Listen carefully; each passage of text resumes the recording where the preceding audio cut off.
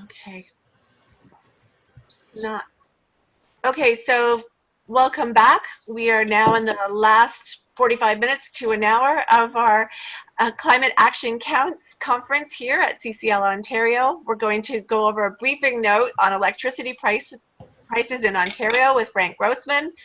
We're going to just have some quick comments about our online survey to the 4 political parties, guidelines and helpful advice for asking questions at a town hall or a debate in your riding, and an invitation to join our letter to the editor press reader action team for the Ontario election in 2018. So I'm going to share my screen. I'm going to share the document that Frank has written. So thanks, Frank. It's up to you now. It's all on you. Okay, the document's coming through now. Good. All right, thank you, Kathy. Hello to everybody on the line from Willowdale. Electricity pricing is attracting a lot of attention and unfortunately a lot of confusion too. Many of you, I think, saw the video clip last fall of the Prime Minister being buttonholed about electricity prices during a town hall meeting. Now, the Prime Minister has many responsibilities, but Ontario electricity prices are not one of them. And again, it's an example of the confusion that's out there. Who's responsible and what's happening? Kathy asked me to prepare a laser talk on electricity prices because it's a related topic to carbon pricing in Ontario. And yet, electricity prices are complicated. And so we wound up with something a little bit longer, a briefing note, a 2-page briefing note that was shared with you earlier this week. Now, Kathy, it's coming in with a little bit of degradation on the screen. I don't know, are you seeing that? Is it clear where you are?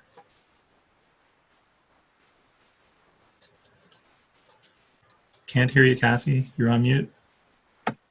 It's clear on my screen. Does anybody else want to comment on their screen in the chat box? It's degraded. Oh, it's degraded. So okay. If you want to open it up on your own computer, that would be really helpful. It was in the last email that I sent. It's a Word document. Right. It was included as a separate attachment to Kathy's blast invitation. So please just download the document and open it up directly on your PC. Okay, thank you. Thanks, Kathy.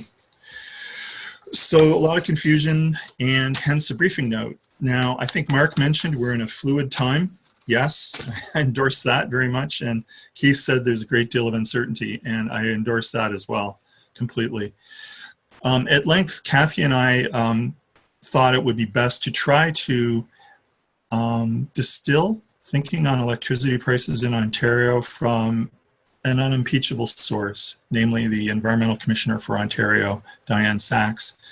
And Commissioner Sachs recently, meaning earlier this month, published a report making connections, straight talk about electricity in Ontario. There you go, that's what it looks like. It's available online. It's thick, it's 300 pages long. So there's a lot there. That's why we've got a 2-page briefing note.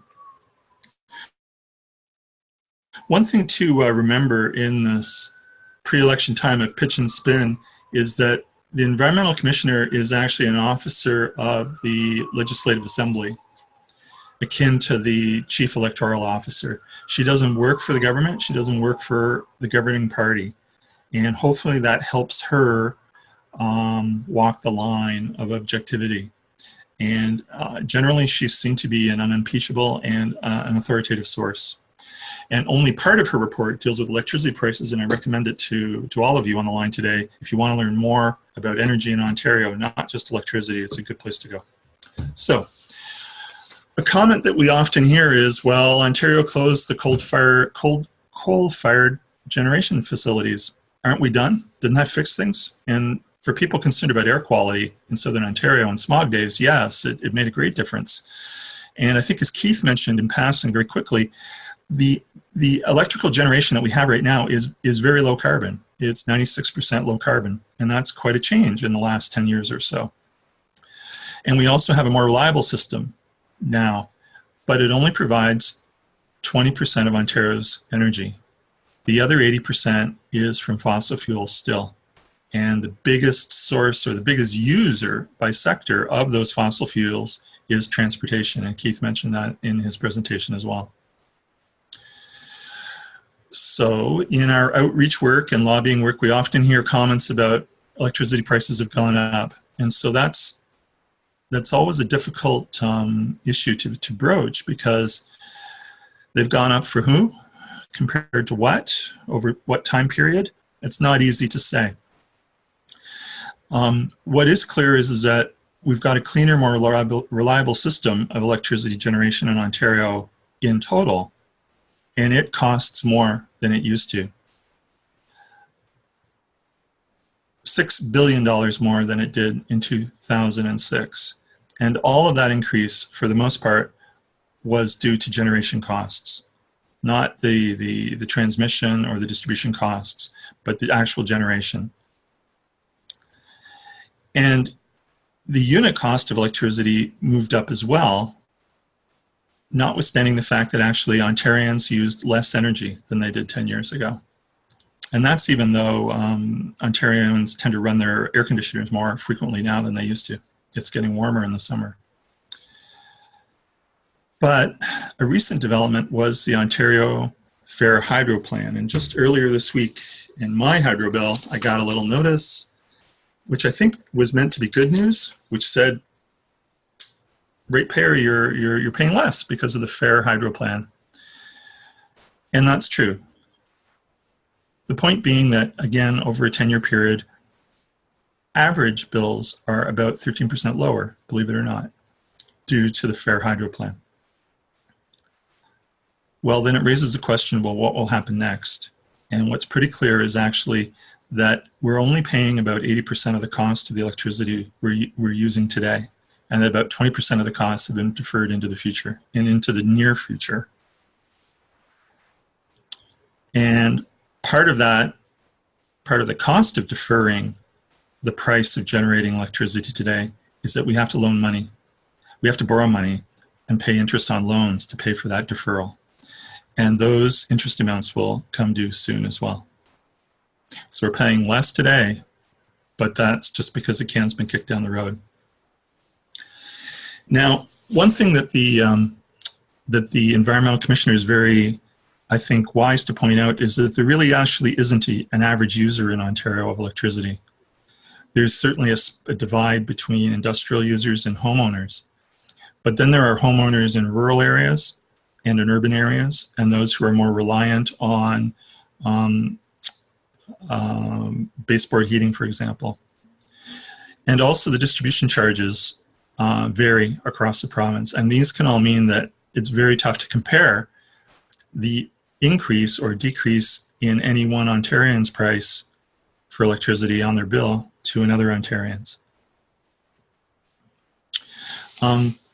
As far as the expense of the system goes, the ECO also points out that the peak energy requirement, the peak demand requirement on the coldest winter nights, on the hottest summer afternoons, is disproportionately expensive to meet. In days past, 10 years ago, there were appeals to Ontarians to curb their consumption. There were brownouts in different parts of the province. You may remember that.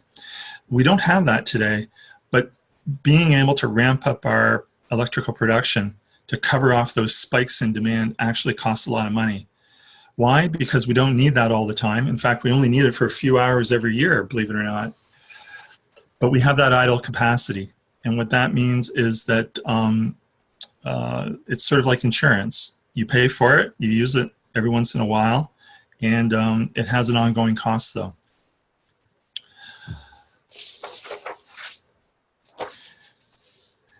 Now, one thing also the ECO is good to point out is that it isn't all about the price of electricity. That's at the top of the second page, Kathy.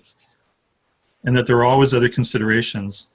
Sometimes economists call these externalities, but the basic point is that there are environmental considerations with how we generate electricity and use energy generally.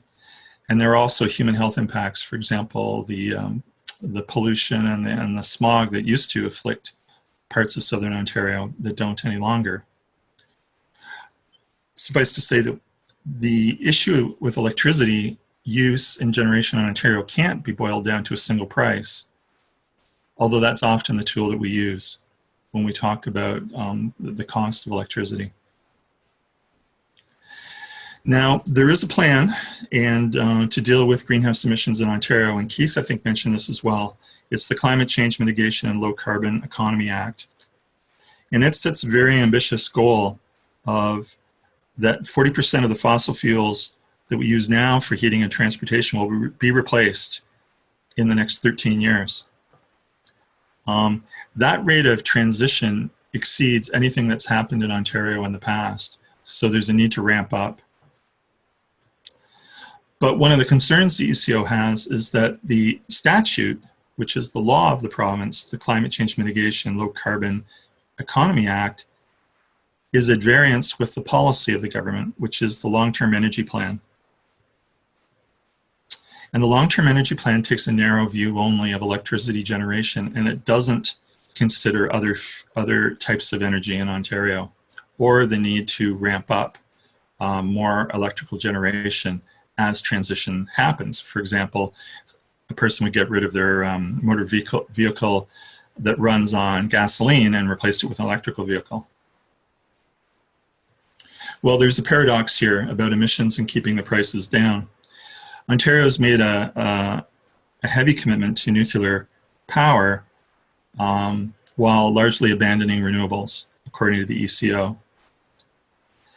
And yet, one of the things that seems apparent is that we are in a time of transition and some flexibility is needed.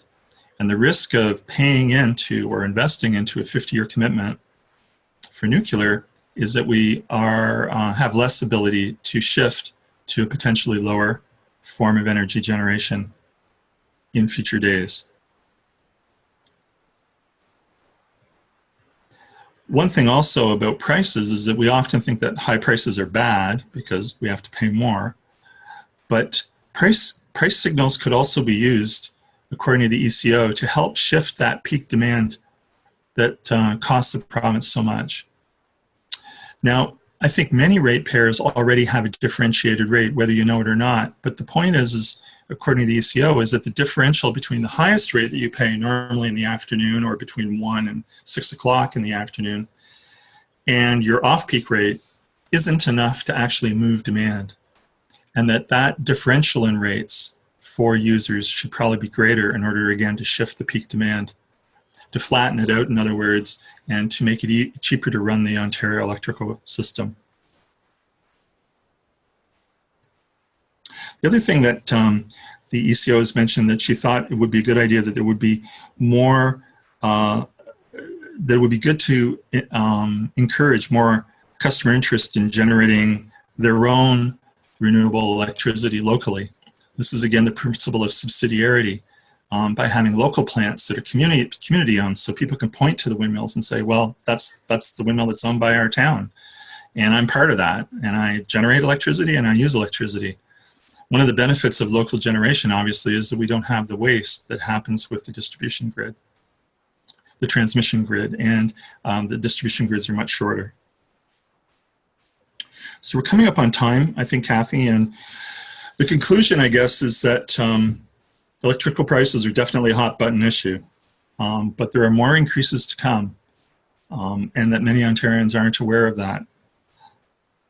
Price signals can spur innovation and adoption of low carbon energy generation. And when that scales up, prices and costs eventually come down.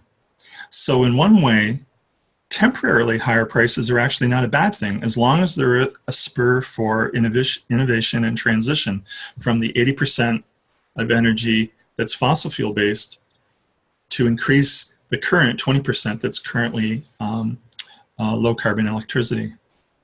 But that means we ought not to put barriers in place for the transition. And types of barriers are getting rid of the feed-in tariff, which encourages local generation, and continuing our heavy commitment to nuclear. So in one way of looking at things, high electricity prices in Ontario may seem to be a problem, but they could be part of the solution too. So Kathy, I guess that concludes my comments. If there are any questions, maybe we could respond to them. Okay, that was excellent. Thank you. I know it's a really complex, but you know, some of the take-home messages are that the higher the electricity prices in general, but not for everyone, aren't nearly as high as it's perceived to be, especially if you're living in Toronto. It is a problem here in Northern Ontario, though, Yeah. because a lot of people have their base heaters through electricity. As well, the higher electricity prices can help shift behaviors. Um, and we're at a time of massive change, and we need to be careful of where we're going. So now, this is I really appreciate what you've done. You're helping to crystallize very complex things. But one more thing to add to this, and I'm going to give everybody this question: is who here has family members who have asthma? Anyone? If you do, does anybody remember the summer of 1998? Yeah. Does anybody remember what it was like? Most of you are from Southern Ontario. The summer of 1998 was 6 weeks full of smog. And we don't have a smog day anymore. So if you have people that you know who have asthma, that's really helpful to help get your stories out there. And that relates back to climate change, clean energy. So Frank, thanks for this. I'm going to allow people to ask a couple more questions or ask or leave a comment just to round this up. But that really helped me. I've been trying to wrap my head around this new report, and you brought me to a whole new level again. Thank you. Anybody, you can now pop in if you want to ask a question. Whoever.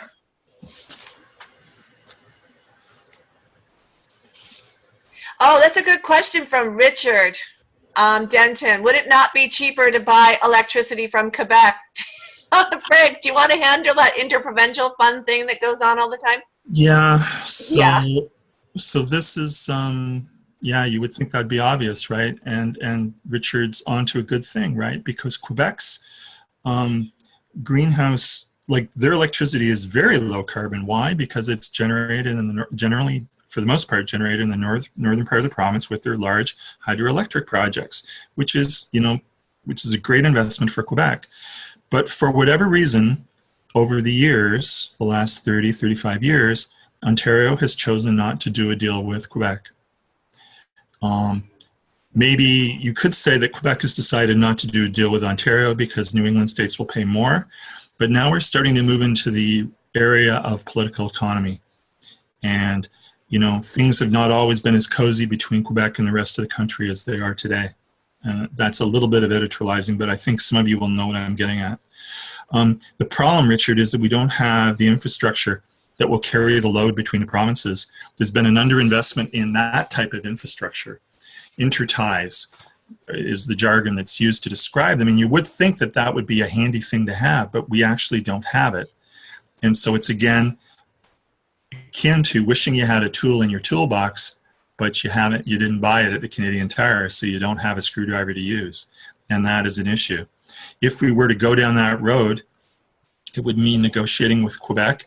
They don't have idle capacity to sell us off the shelf next year. They have to start scheduling the termination of their New England contracts and then shifting them over. So it would be a gradual process. It's a way forward. And if you would think that the provinces could actually collaborate, it'd be a really great idea. But again, there are obstacles in the way. And they're not all financial economic. I think some of them are political economy as well. Well, great question and great answer. Good question. Yeah, thank you, Frank.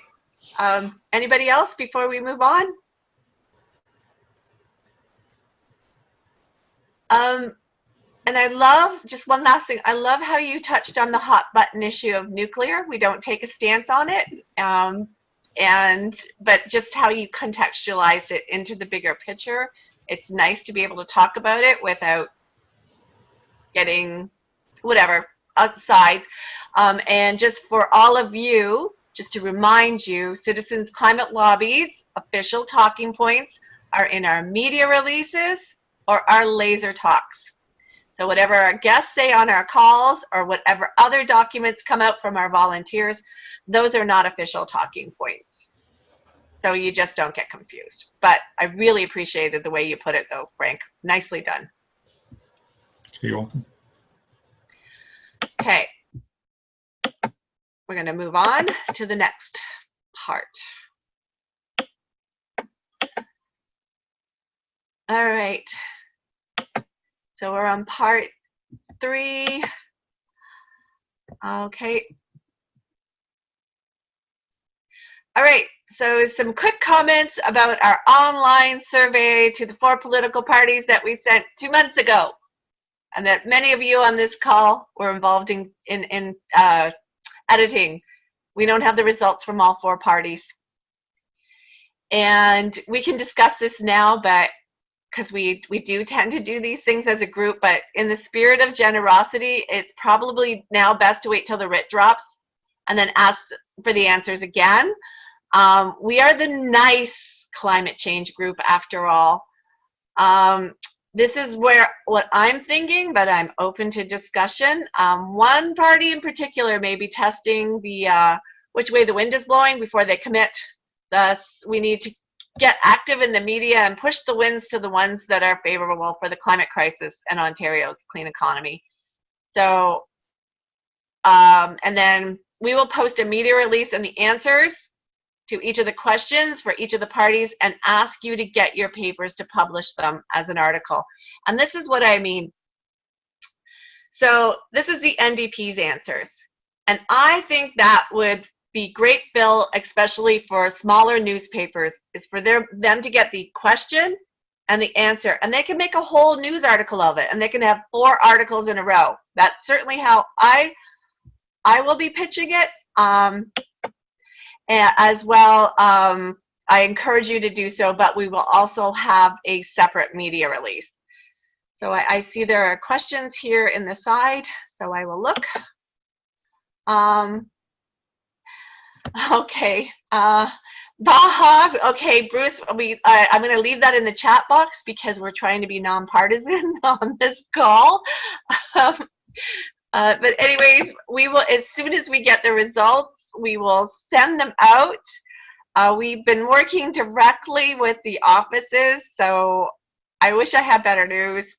And so that's it. So any questions or comments while staying nonpartisan? Does anybody want to weigh in before I move on to the next item?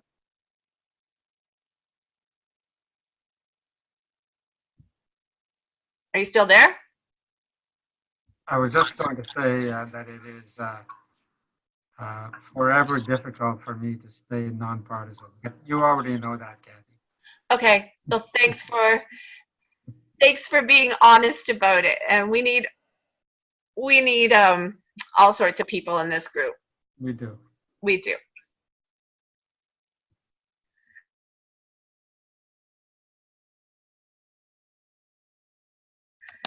Okay, that leads me to our next topic. It's town halls and debates. If you're representing Citizens Climate Lobby, be nonpartisan and don't burn bridges. I had to say that. I know that's obvious, but I needed to say it. I've been to town halls and debates during elections. Really important to have a game plan. Hand out the answers to CCL's Climate Action Count survey and make sure lots of your volunteers attend. And if you ask a question, keep it simple. This is really key, especially for those of you who live in in areas where lots of ridings are smacked up against each other and you can go from one riding to another. If you're in someone else's riding, they're the boss. You follow their lead. Load the question box and the question lines with climate change questions. And please, if you're representing CCL, stay within the CCL parameters. We are for a revenue neutral carbon price called carbon fee and dividend. Please, no hot button issues, and that's like nuclear pipelines, and things CCLers just would not advocate for, such as carbon pricing revenue being used for programs. We're not against that, but don't start advocating that carbon pricing revenue should be used for whatever. That's not if you're representing CCL. If you're representing another organization, by all means, do whatever you wish. We don't micromanage you, but please keep the CCL representation in your community within the CCL parameters. We suggest using the Climate Action Count Survey as a guideline for asking questions. And lastly, if you think a candidate may not get the urgency of the climate crisis, then the best question to ask is, how serious do you think the climate crisis is and why? And you'd be surprised that it's not just the one party that's coming to your mind that might not get the seriousness of the climate crisis. I was shocked at a debate 4 years ago by one of the candidates' answers. So I think that's one of the most important questions to get out of the way. If you don't know the candidates very well, it's probably the top priority question. But we don't micromanage. You do as you see fit.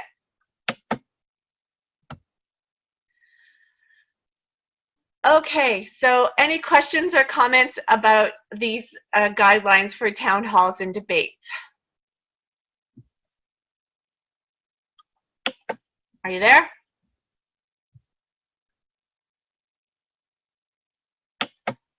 Oh, you're still there. Okay, no questions. I thought you were all okay. So most of all, have fun. You should be looking online, seeing when all the debates are. Usually your older adult center will have something, CBC has something, local TV stations, local environmental groups. Try to figure out which ones you want to go to and have some fun. Can I move on to the next item? Absolutely. Well, this is going by really quickly. Thank you. Okay. And lastly is an invitation.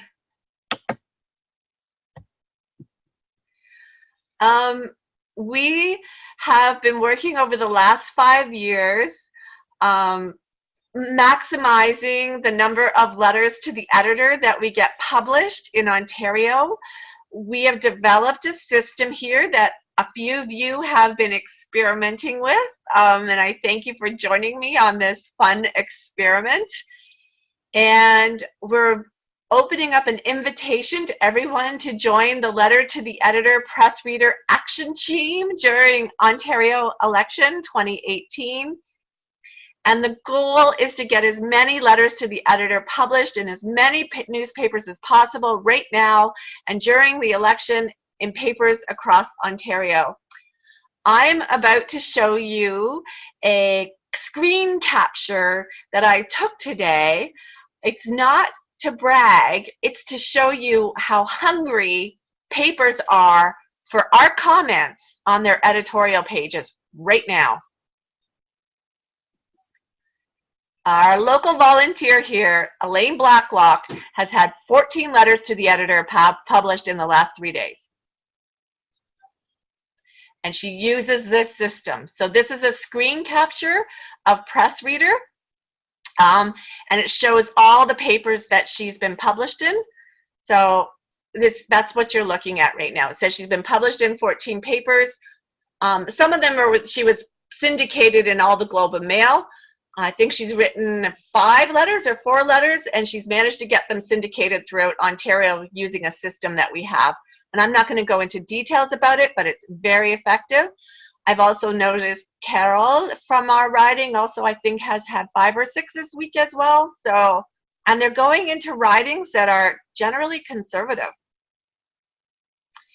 So we're going to develop a team, and I will send out a Google Doc tomorrow morning to invite you all to it. And it's to join the Letter to the Editor Press Reader Action Team. And from May 8th to May 31st, we're going to meet 3 times a week online and get published. Because if it's the same person always writing the letters to the editor, they stop publishing you. And so if they start seeing letters from other people, that helps us get through. You can do it on your own as well, but every Tuesday morning at 7 a.m., every Wednesday evening at 7 p.m., and every Thursday morning at 7 a.m., I'm going to be online, and we're going to look at the press readers and see which letters we can write and get published in multiple papers. So that is an invitation, and I'm willing to discuss it with you all now. So any questions or comments? Go ahead, Raleigh. Yes. Are you looking for? Are we looking to do articles that are specifically related to? You got garbled. Can you say that again, please? Are we looking for LTEs that are specifically related to the Ontario election? No. No. Okay. No. Because there's the Kinder Morgan to have some fun with too. Of course. Yes. Yeah. As well as the recent Andrew Scheer is talking about how he has a carbon pricing policy, and show us the data. And yeah, couple of good articles by Goldstein. I think it was one yesterday and one today about climate issues and carbon pricing and Scheer and Trudeau and so on. Yeah. Ooh, there's one to respond to. Maybe we should tomorrow, Thursday. Yep, let's start tomorrow. Tomorrow's Friday. Oh, it's already Friday. Okay. I can send you the two links, and you can do what you wish with it. I might have them. I'll share those tomorrow. Okay. Well, no, I'll look it up. I get the paper, so I'll see it. Yeah. Excellent. So if you want, I'll send out an email tomorrow morning and start inviting people to help us write letters to the editor. And Carol and Greg has done it, and John Stevenson's done it. So there's writers, and what you basically do is you find one article or basically opinion piece or editorial that is syndicated in all the newspapers, and you write one letter to the editor, and we have everything organized on our website, and you just go da-ding, da-ding, da-ding, da-ding, cut, paste, cut, paste, cut, paste, and it's a lot of fun. Isn't it? It's kind of addictive, isn't it, Carol? Yes. Yes, you nod. Am I correct, Elaine? Yeah. I remember one Saturday night when my husband was away at a conference, Gord in Georgetown, and I were writing and submitting multiple letters to the editor on a Saturday night. We were giggling like two teenagers because we were, having so much fun. It's a lot of fun. Any questions or comments? Go ahead, Elaine. I have one. Sorry. I think Elaine wants to speak. Oh, I was just going to say it's actually very, very cool to see your name on Press Reader and to see it. You can call up the page views of the newspaper and see what it actually looks like in the newspaper. It's really, really fun. Yeah, it's a big boost to the ego for sure, too. I mean, it feels really good. It's like way better than getting somebody to retweet you. You got published, and about 500 to 1,000 people on a small newspaper are probably going to read it for sure. And if you're in the bigger newspapers like Globe and Mail, National Post, Toronto Sun, Toronto Star, which was all this week, thank you very much. Yeah, you get read by thousands. So the big boost. It's like a retweet on steroids. Kathy, it's Frank. Who developed this tool? Who owns the tool? Do we just use it free, or how does that work? We've been developing it at CCL Sudbury. So, and we just learned about Press Reader in the last year and a half. So I get the Sudbury Star. I see what's on the editorial page. And then I go see if it's syndicated online on the Press Reader.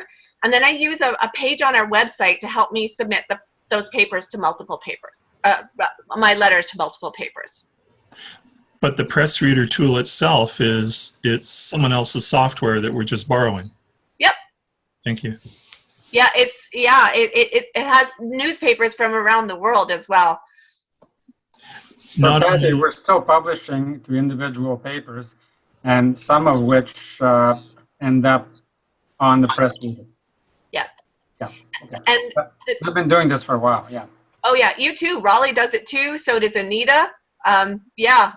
So we've got a core of us, and let's get organized. And you like writing letters to the editor. This is a great thing to do. Frank, for me, I use my iPad, not the computer, so I've downloaded the free app. That's how I get into it. The last little while, though, they've been locking a lot of articles. So you see the headline and you see, you know, a few lines, but you really can't read the entire article. But from there, at least you can go www. Or just Google the headline that they use in Press Reader for the article. And sometimes it's there. I've been struggling to get the article. Before it was easier, but it's interesting because now I'm getting published way more through this. It takes a little bit more time. It does this way with the locked articles. Carol, Yeah. if you pay their fee, your problem will go away. Oh, yes, I know. How much is it?